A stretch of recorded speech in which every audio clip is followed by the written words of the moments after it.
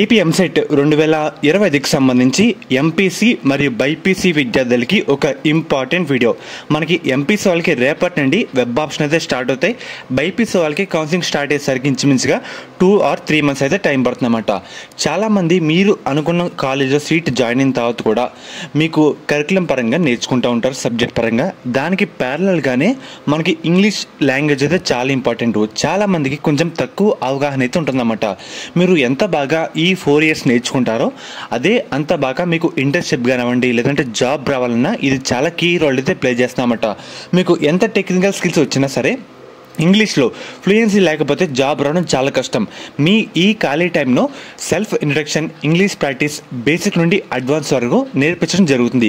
మెయిన్గా ఈ course duration కూడా 45 days అన్నమాట. మనకి 100% రిజల్ట్ అయితే ఉంటుంది. మీకు ఫ్రీగా మెటీరియల్స్ అయితే ప్రొవైడ్ చేస్తారు. ఇప్పటి వరకు ఒకసారి అయితే దాదాపుగా 40 బ్యాచ్లు అయితే కంప్లీట్ చేశారన్నమాట.